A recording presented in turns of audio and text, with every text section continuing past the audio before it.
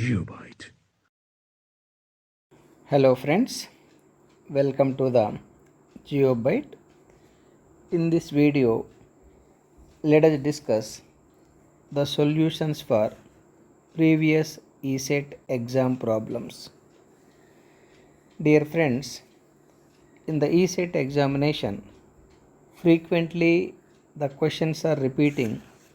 Therefore, you please treat the each and every problem we are going to discuss in this video is equally important. After listening all these problems, you please practice with pen and paper. While you are practicing these problems, if you find any difficulty, you can send your doubts to the Geobyte. Definitely I will answer all your questions. Look at the very first problem. Look at the very first problem. A block of mass is 2 kg rests on a rough inclined plane making an angle of 30 degrees with the horizontal. Let me mark the rough inclined plane. This is the reference line, is also called horizontal plane. The angle between the inclined plane and horizontal line is 30 degrees. 30 degrees. Weight is kept somewhere here. This is the weight. Assume this is the center of gravity. Through the center of gravity, the weight is acting vertically downwards with a magnitude mg. Now, if I pass a horizontal plane like this angle is equal to 30 degrees. 30 degrees. And this angle also equal to 30 degrees. That opposite angles are equal. But angle between the horizontal line and vertical line is 90 degrees. So this is the 90 degrees. This is 90 degrees. Then what is this angle? This angle is 90 minus 30, 60 degrees.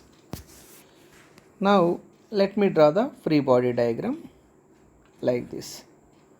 This is the inclined plane. The weight is acting vertically downwards. The angle between the weight line and this line is 60 degrees. Since the weight is acting at an angle 60 degrees with respect to the inclined plane, it is developing two component of weights. This is the horizontal component of weight with a magnitude mg cos 60 degrees and normal to that inclined plane. This is the inclined plane. Inclined plane. Normal to that inclined plane, the vertical component of weight is acting with a magnitude mg sin 60 degrees. Therefore, here normal weight is normal weight equal to mg sin theta. Here theta is sin mg sin 60. Let me write clearly, sin 60 degrees. As you know, the mass of the body is 2 kg. Mass of the body is given 2 kg. Let us complete the problem. The coefficient of friction, static friction between the block and plane is 0.7. Coefficient of friction may be denoted by mu equal to 0.7. The frictional force on the block is, you are asked to find the frictional force. What is the value of frictional force? Frictional force, F suffix F is how much? As you know, frictional force equal to, let me write clearly, frictional force F suffix F equal to coefficient of friction mu into normal force. Normal force. Normal force means the force or weight which is acting normal to the plane. You know, this is the plane. Normal to the plane, this is the weight called normal weight, that is mg sin 60 degrees. Therefore, coefficient of friction mu into what is the normal force? Normal force is mg into sin 60 degrees. Let us put the all values. Coefficient of friction is given. What is the coefficient of friction? 0.7 given. Mass is given 2 kg. What is the mass which is given? Yes, mass equal to 2 kg. 2 kg. G, acceleration due to gravity. G, if G is not given, you can make or assume G equal to 9.8 meter per second square. That is the standard value. So 2 into 9.8 into sin 60. Sin 60. It is equal to 0.7 into 2 into 9.8 into sin 60 root 3 by 2. This 2 cancel. Its the resultant value is 0.7 into 9.8 into root 3.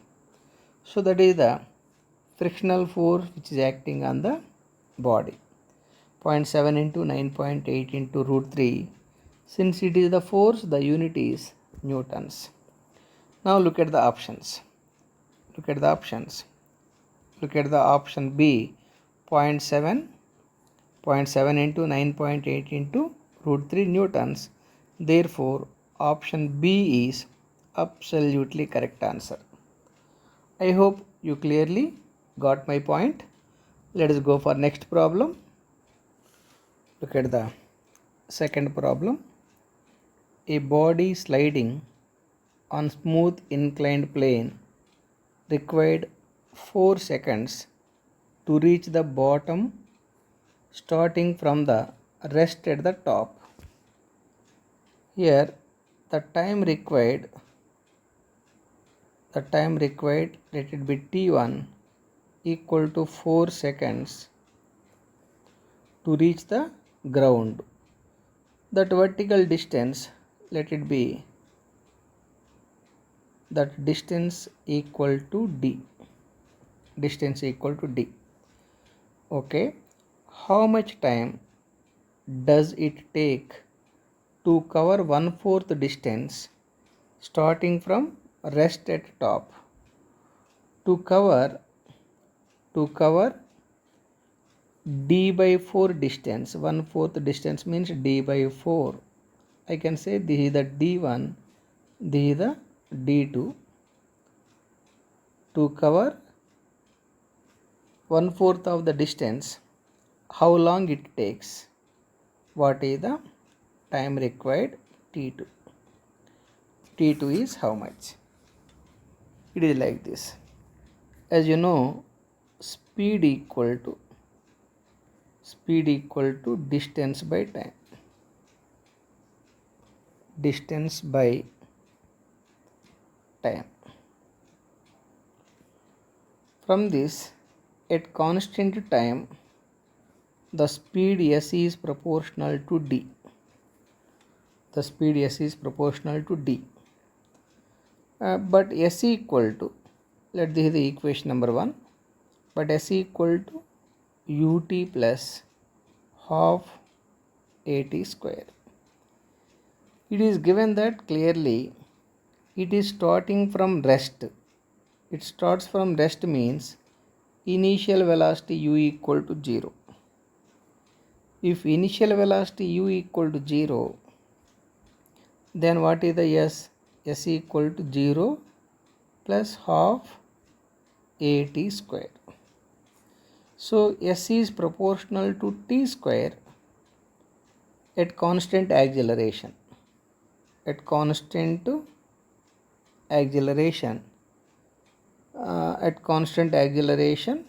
A equal to constant. Acceleration A equal to constant. Therefore, the speed is proportional to t square. Let this is the equation number 2. Now compare the relation 1 and relation 2. I can say that the distance d is proportional to square of the time. Distance d is proportional to square of the time, or d by t square is equal to a constant. Since d by t square is constant, I can write that d1 by t1 square equal to d2 by t2 square. Here d1 we assume d, d2 equal to d1 by 4, that is equal to d by 4. t1 equal to 4 seconds. You are asked to find the t2. Let us put all these values. Here d1 equal to d divided by t1 4 square equal to d2 equal to d by 4 into t2 into 1 by t2 square. This d cancelled, 1 4 also cancelled. 1 by t2 square is equal to 1 by 4. From this I can write that t2 square equal to 4.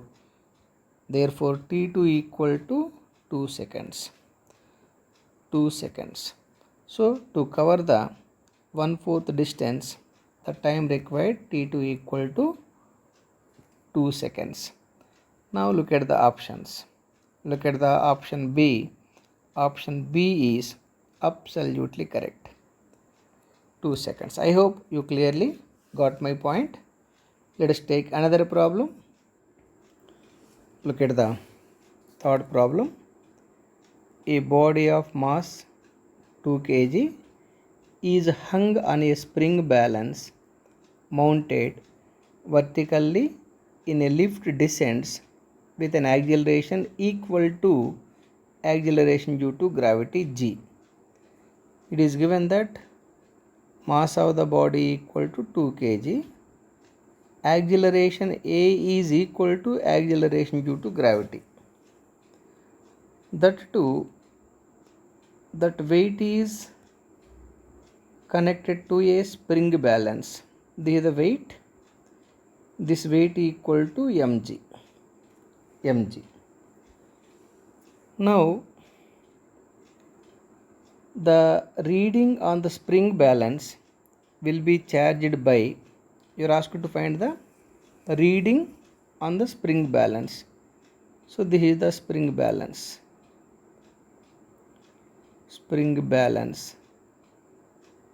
Is asking what is the spring balance reading. You know, weight is acting vertically downwards, but because of the stiffness, the spring is trying to pulling the weight upwards. Therefore net force F net equal to mg minus ma. Mg be the self weight, ma be the force which is acting upwards by the stiffness of the spring. But it is given that acceleration equal to acceleration due to gravity. Therefore this net force is becoming 0. If net force is 0, here net force is 0. Here net force equal to 0.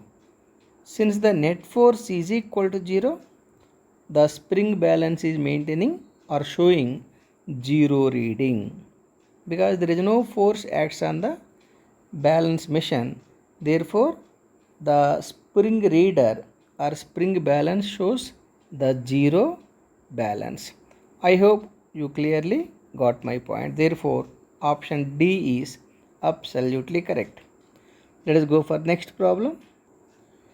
Look at the fourth problem. A ship of mass 3 into 10 power 7 kg initially at rest. Mass of the ship. Mass of ship, let that is m, equal to 3 into 10 power 7 kilograms. It is starting from the rest, that means initial velocity. Initial velocity u equal to 0 is pulled by a force 5 into 10 power 4 newtons through a distance 3 meters. Pulling force,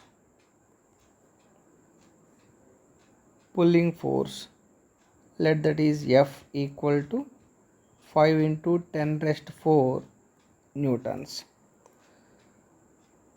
With this force, the distance travelled by the ship,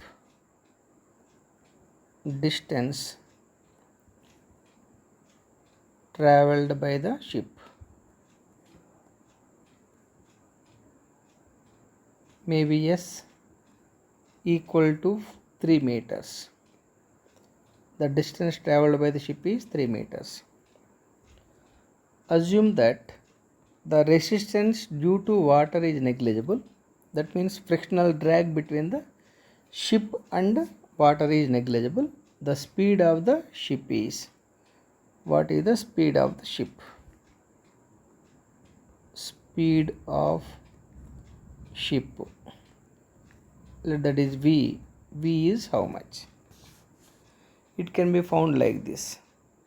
As you know, V square minus U square equal to 2AS. Here U equal to 0, then V square equal to 2AS, or V equal to root under 2AS. But acceleration is not known. That acceleration can be found like this. Force acts on the ship equal to mass times the acceleration. From this, acceleration equal to force divided by mass. It is equal to 5 into 10 raised 4 divided by 3 into 10 raised 7. 3 into 10 raised 7 is the mass. You simplify this value for getting the acceleration of the ship is 1.6 into 10 raised minus 3. Therefore, the velocity V equal to root under 2 into acceleration 1.6 into 10 power minus 3 multiplied by the distance. What is the distance given? Distance given is 3 meters into 3 meters. You simplify this value. For getting the velocity or speed of the ship is 0.1 meter per second. I hope you clearly got my point. Therefore, the answer is, to get the option C. Option C is absolutely correct. 0.1 meter per second. Let us go for the next problem. Look at the fifth problem. A body is thrown with a velocity of 4I plus 3j. The initial velocity V equal to 4I plus 3j. You know, this is the initial vertical component of velocity. Vertical component of velocity, and this is the initial horizontal component of velocity. Horizontal component of velocity. Initial horizontal component of velocity. Okay. The maximum height attained by the body is the maximum height attained. Maximum height, let that maximum height is h is how much? Here acceleration due to gravity g is given 9 10 given. Okay, of course the g acceleration due to gravity g equal to 10 meter per second square. The same is given as 10 meter second power minus 2. You know v square minus u square is equal to minus 2gh, because the body is moving upwards. After the body reaches to the maximum height, the final velocity, this v equal to this final velocity v equal to 0. Then minus u, here I should take this u is vertical component of velocity. What is the initial vertical component of velocity? 3, and horizontal component of velocity 4. Here I should take the initial vertical component of velocity minus 3 square is equal to minus 2 into 10 into h. Minus minus cancel. Finally 9 equal to 20 into h. 20 into h. Therefore maximum height reached h equal to 9 by 20. This 9 by 20 is approximately 0.45 meters. Therefore maximum height reached by the body equal to 0.45 meters. I hope you clearly got my point. Look at the options. Option D is absolutely correct. I hope all of you clearly understood. Let us go for the next problem. Look at the sixth problem. It is asked in AP ESET 2018.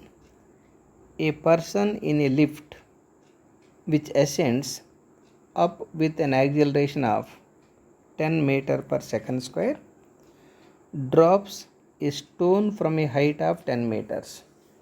So the acceleration a equal to 10 meter per second square. The stone is dropped means initial velocity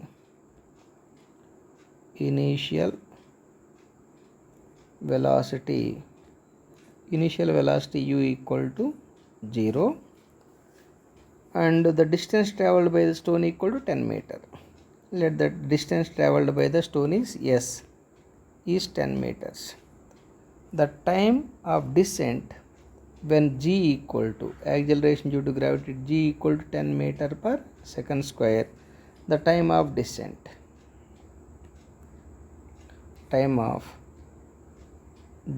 equal to how much?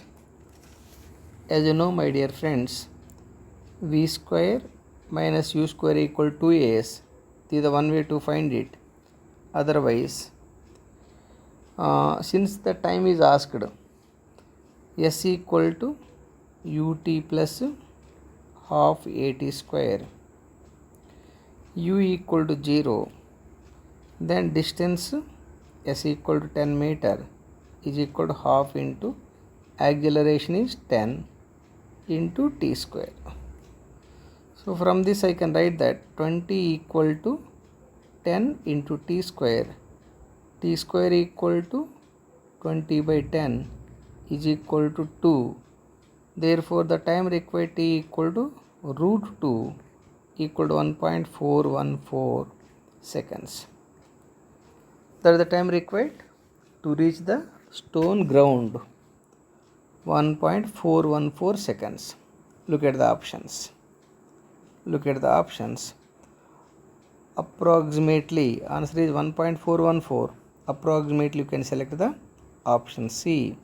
Option C is absolutely correct. I hope you got my point. Let us take the next problem. Look at the seventh problem.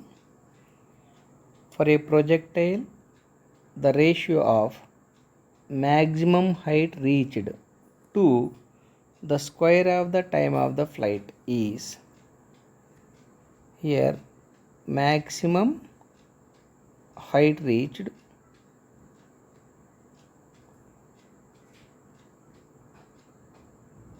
divided by time of flight square is how much? It is clearly given. What is the ratio between maximum height reached and square of the time of flight? Now you know maximum height reached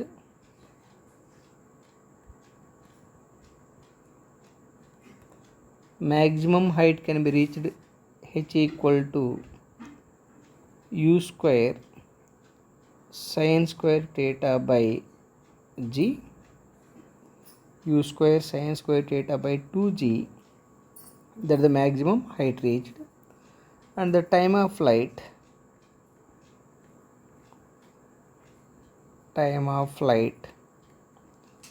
let that is t equal to 2u sin theta by g, that is the time of flight.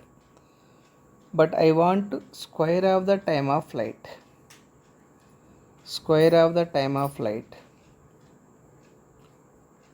Time of flight square is equal to 4u square sin square theta divided by g square. Let this is t square. Therefore maximum height reached divided by square of the time of flight equal to maximum height reached is what? U square sin square theta by 2g divided by 4u square sin square theta by g square. Sin square theta, u square also getting cancelled. Of course one g is cancelled. Finally it is g by 8. But g, is it g value given? Yes, g value not given. Approximately g value can be assumed as 10, which is in meter per second square. So g equal to 10 divided by 8, it is equal to 5 by 4. So that is the 5 by 4. Therefore maximum height reached east square of the time of the flight equal to 5 east 4. Therefore the answer is, look at the options. Answer is A, 5 east 4. Option A is absolutely correct. I hope you got my point. Let us take the next problem. Look at the 8th problem. A force of 12 newtons acts on a body of mass 4 kg placed on a rough surface. The force acts on the body F equal to 12 newtons. This is the external force.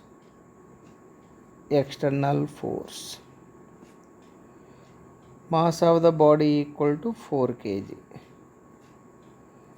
Next, the coefficient of friction between the body and surface is 0.2. Coefficient of friction mu equal to 0.2. Acceleration due to gravity is given 10 meter per second square. You are asked to find the acceleration of the body in meter per second square.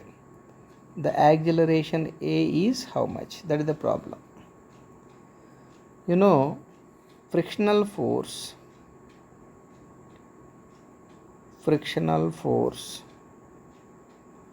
equal to mu into mg, mu mg. Then the net force F net equal to force acts on the body, that is the external force on the body minus frictional force,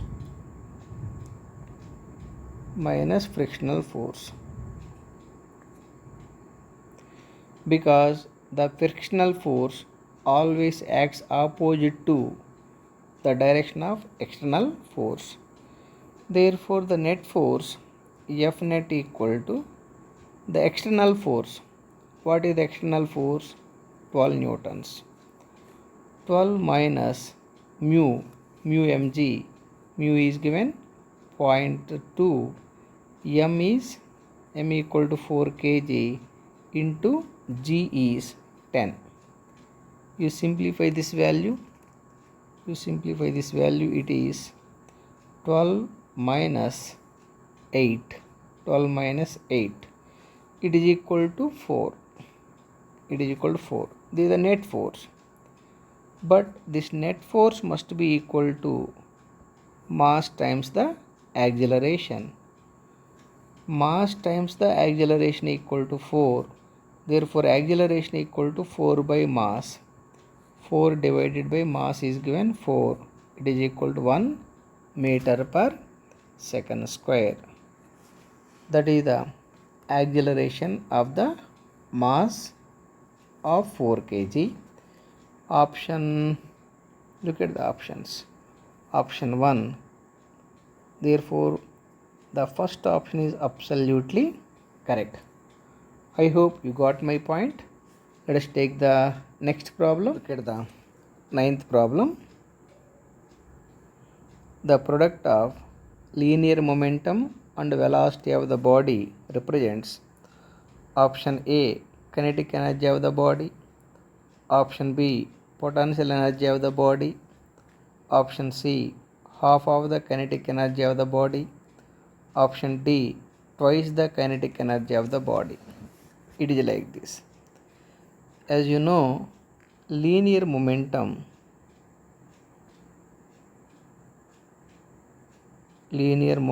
equal to product of mass and velocity. Then product of linear momentum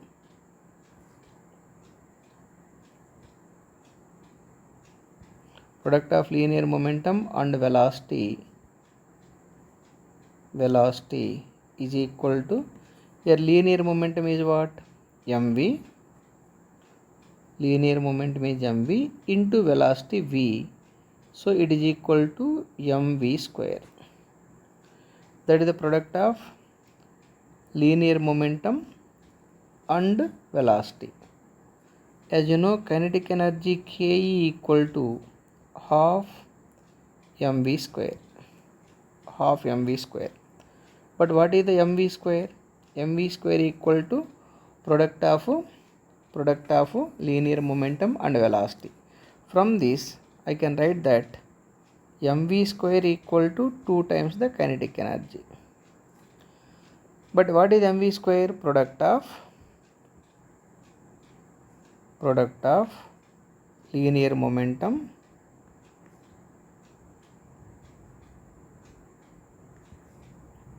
and velocity is equal to mv square is equal to 2 times the kinetic energy. So anyhow, product of linear momentum and velocity is equal to twice the kinetic energy. Look at the options. Look at the option D, twice the kinetic energy of the body. Therefore option D is absolutely correct. I hope you got my point. Let us take the next problem. Look at the last problem. A man weighing 60 kg eats plum cake whose energy content is 9800 calories. So mass of the person equal to 60 kg. He eats plum cake with energy content of the material what he is eating, energy content, let me write clearly, energy content in the eating material,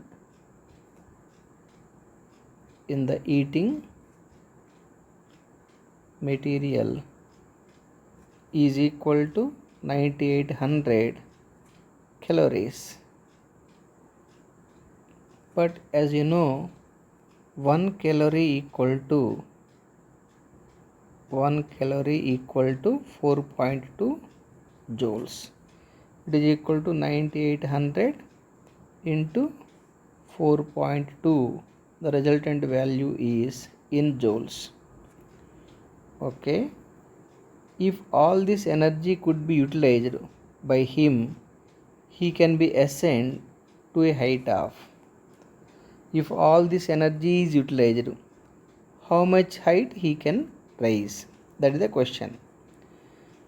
Dear friends, remember, this energy gained must be equal to potential energy. This energy gained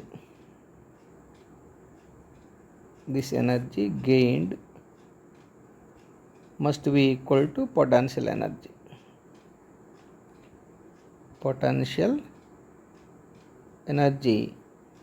The energy gained is how much? 9800 into 4.2. What is the potential energy formula? mgh or mgz equal to m.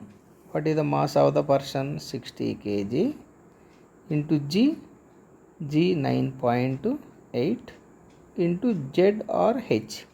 From this we can find the z. 9800 into 4.2 divided by 60 into 9.8, approximately 70 meters. That is the answer. So the answer is he can ascend a height of how much? 70 meters. Therefore option C is absolutely correct. Look at the 11th problem. A and B are two vectors and theta is the angle between them. Then product of vector A and vector B equal to root 3 into dot product of vector A and vector B. Then the value of theta is. Dear friends, as you know, the product of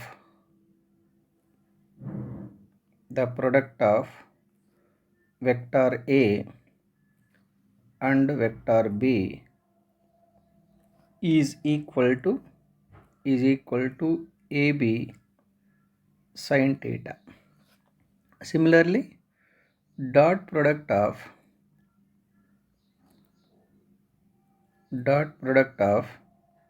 vector A and vector B is equal to AB cos theta. This information already you know it. Otherwise, try to remember these two important relations like this. Now, here vector A into vector B, the product of two vectors equal to AB. Let me write it clearly. AB sin theta and the dot product of vector A and vector B is equal to AB cos theta. But it is given that the product of A and B equal to root 3 into dot product of A and B. But what is the product of vector A and vector B? AB AB sin theta equal to root 3 into dot product of AB equal to AB cos theta. AB cos theta. Now you simplify it for getting the answer. This AB cancelled. Finally it is sin theta equal to root 3 into cos theta, or sin theta by cos theta equal to root 3. As you know, sin theta by cos theta equal to tan theta. Sin theta by cos theta equal to tan theta. Then it can be written as tan theta equal to root 3. If tan theta equal to root 3, definitely theta equal to 60 degrees, because tan 60 degrees equal to root 3. Otherwise theta equal to tan inverse root 3. You simplify this one for getting exactly theta equal to 60 degrees.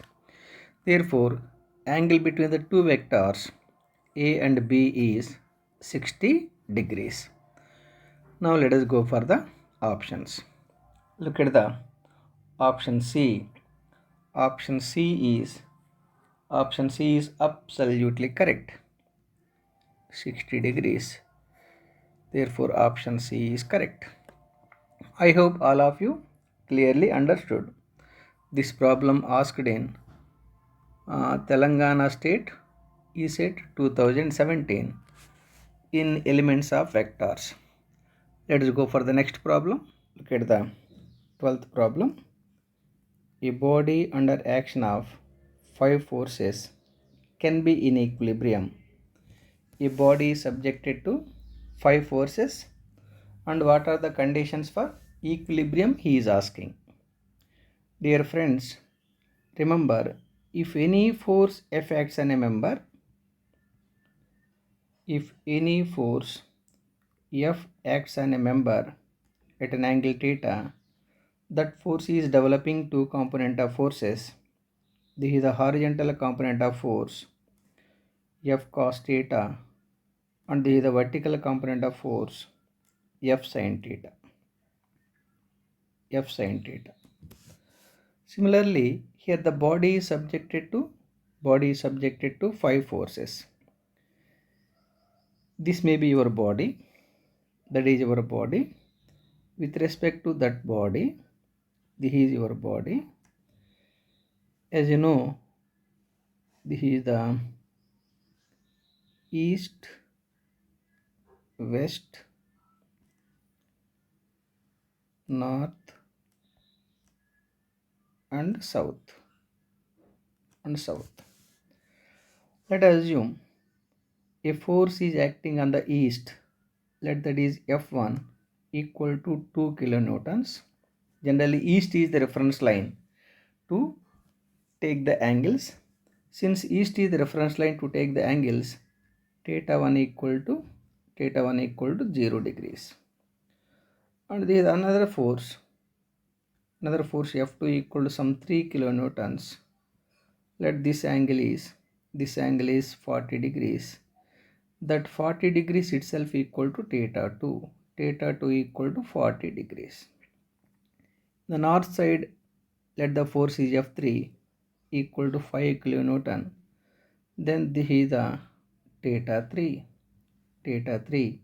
Here theta 3 equal to, theta 3 is how much? Theta 3 is 90 degrees. Need not be given. The force on the west side is F4. Let it be some 4 kilonewtons.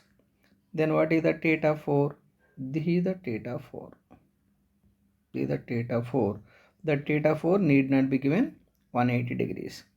Similarly, in the south side, the force F5, let it be some 8 kilonewtons. Then what is the theta 5? Theta 5 with respect to east is this one. This is the theta 5. The theta 5 equal to 270 degrees. Then, as you know, if any force F acts on a member, at an angle theta that is developing two component of forces. Horizontal component of force F cos theta, vertical component of force F sin theta. Now algebraic sum of horizontal component of forces, that is sigma Fx, equal to, how can I write, F1 cos theta 1 plus F2 cos theta 2 plus F3 cos theta 3 plus so on. That is the horizontal component of forces, algebraic sum. Similarly, algebraic sum of vertical component of forces equal to F1 sin theta 1 plus F2 sin theta 2 plus F3 sin theta 3 plus so on. Remember, the body is in equilibrium when sigma Fx, algebraic sum of horizontal component of forces, must be equal to 0 and algebraic sum of vertical component of forces must be equal to 0. So these are the conditions for equilibrium. These are conditions for equilibrium.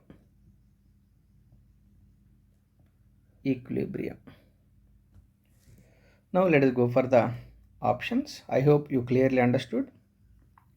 Option A, if all forces are equal, need not be. B, sum of resolved components along x-axis is 0, not only x-axis but also y-axis. Option C, sum of resolved components along y-axis is 0, not only y but also x. Option D, sum of resolved component along x and y axis individually 0. Absolutely correct. So sigma Fx must be equal to 0, that is along x-axis. Sigma Fy must be equal to 0, that is along y-axis. Therefore, option D is absolutely correct. I hope you understood. Here there is a small printing mistake. It is SUM. Let us go for the next problem. Look at the 13th problem. Two vibrating systems are said to be in resonance if their frequencies are equal. If their frequencies are equal, then you can say they are in resonance. Therefore, option C is absolutely correct. Let us go for the next problem. Look at the 14th problem. A body of mass m is placed on a rough surface with coefficient of friction mu inclined at theta. If the mass is in equilibrium, then the value of theta is, a body is kept, it is like this. This may be the reference line. This is the reference line. With respect to this reference line, it is also called base. Let me write clearly. This is the base,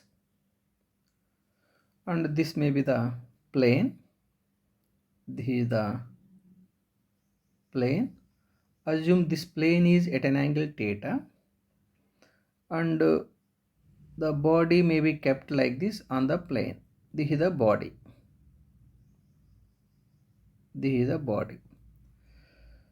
Through the center of gravity of the body, let that is center of gravity, the weight is acting vertically downwards. That weight equal to mg. If I pass a horizontal plane through this point, this angle is equal to theta. Since opposite angles are equal, this angle also equal to theta. Then what about this angle? This is the angle 90 minus theta.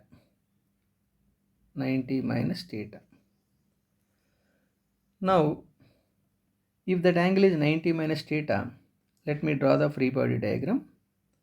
Here, this is the inclined plane, and the weight is acting like this. with a magnitude mg, and this angle is angle between the weight direction and plane is 90 degrees. So this is the not 90 minus theta. 90 minus theta. Now from this I can say that this weight mg is acting at an angle 90 minus theta with respect to the plane. Therefore it is developing two component of weights. Horizontal component of weight is along the reference line, that is mg cos 90 minus 60. Perpendicular to that reference line, vertical component of weight is acting. That vertical component of weight is perpendicular to mg cos theta. So mg cos 90 minus theta, it is mg sin 90 minus theta. This is the vertical component of force. It is also called normal force.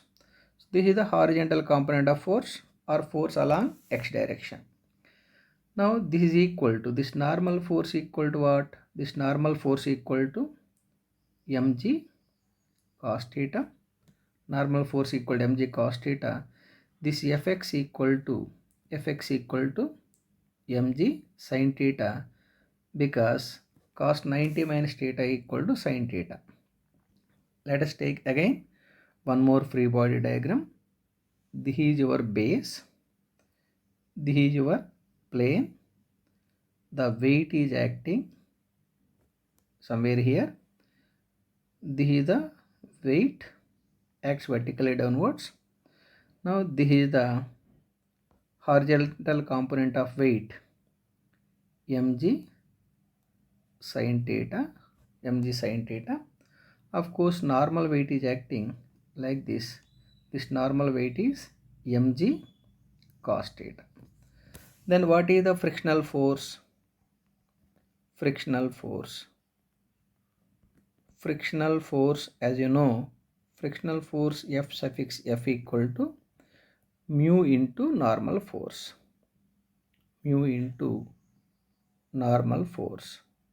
Coefficient of friction into normal force. Mu into, what is the normal force?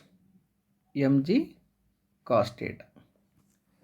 Now what he is asking, look at the problem. A body of mass m is placed on a rough surface with coefficient of friction mu inclined at theta.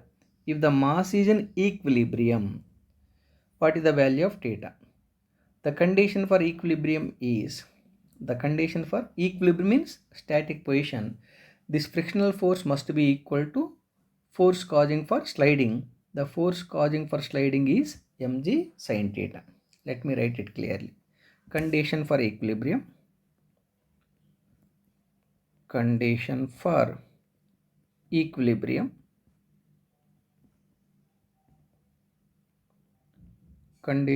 equilibrium is frictional force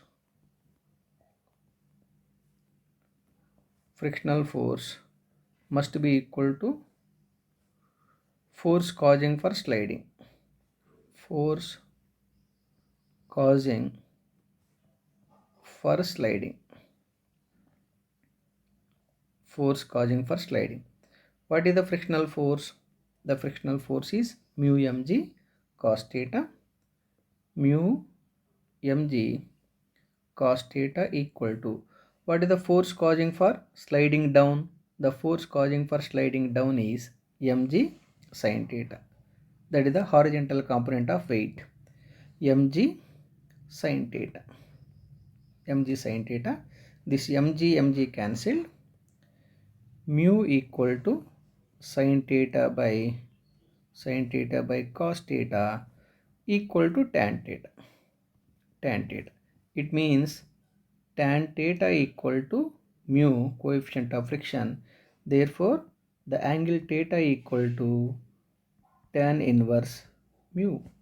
That is the angle between the base and plane to have the body is in equilibrium condition over the plane. over the plane. As you know, this is the plane. Anyhow, the theta equal to tan inverse mu. Now let us go for the options. Theta equal to tan inverse mu. Look at the option A. Option A itself is absolutely correct. I hope all of you clearly understood. This problem is very important problem. That's why let me mark this is the 5-star problem. 5-star problem means the most expected problem in the competitive exams. Most expected problem. Most expected problem. Let us go for the next problem. Look at the 15th problem. If water falls from a dam into a turbine wheel 19.6 meters below, that means the turbine wheel is below the water level at a height of 19.6 meters, h equal to 19.6 meters.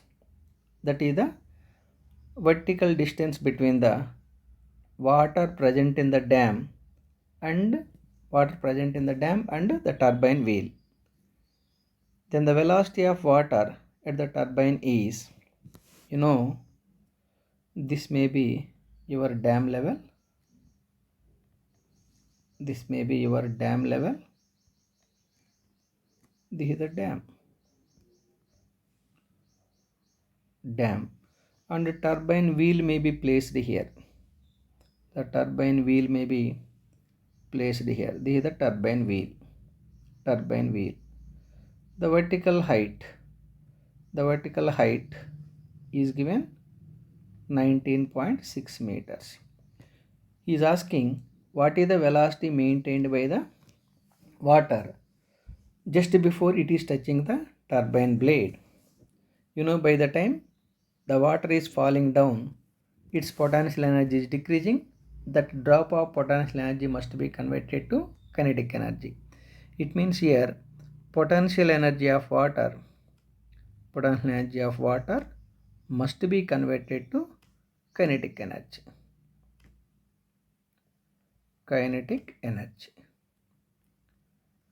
What is the potential energy? mg into h equal to half into m into v square. From this you can find the velocity of the water at the time of it is touching the turbine wheel. This m is cancelled. 2gh equal to v square. Therefore velocity of the water equal to root under 2 into g into h, root over 2 into, is it g value given?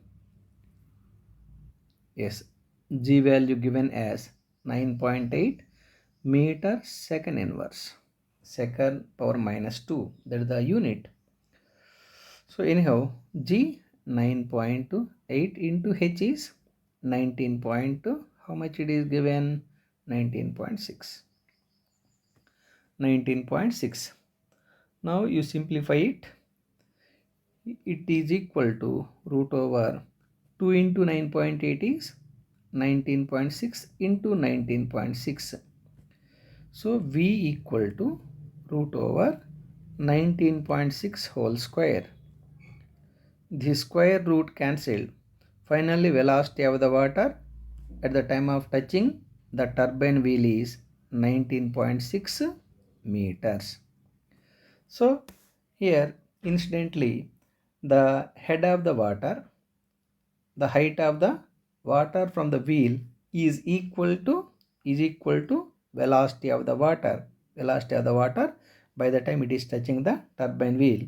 Remember my dear friends, it need not be same for all cases. For this particular case, incidentally or coincidentally, the height of the water from the turbine wheel equal to velocity of the water by the time it is touching the turbine wheel. Therefore, look at the options. Look at the option B. Option B 19.6 meter per second. Therefore, option B is absolutely correct. Let us go for the next problem. Look at the last problem. Two springs of spring constants 1000 Newton per meter and 1500 Newton per meter respectively are stretched with the same force. That means the forces which are acting on the spring 1 and spring 2 are equal. It is like this.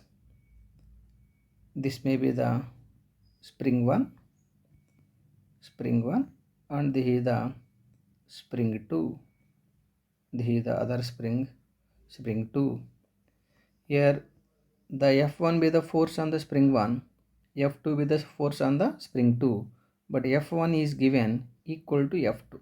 It is clearly given stretched with the same force. Their potential energies will be in the ratio. Here stiffness of the spring 1 K1 given 1000 Newton per meter.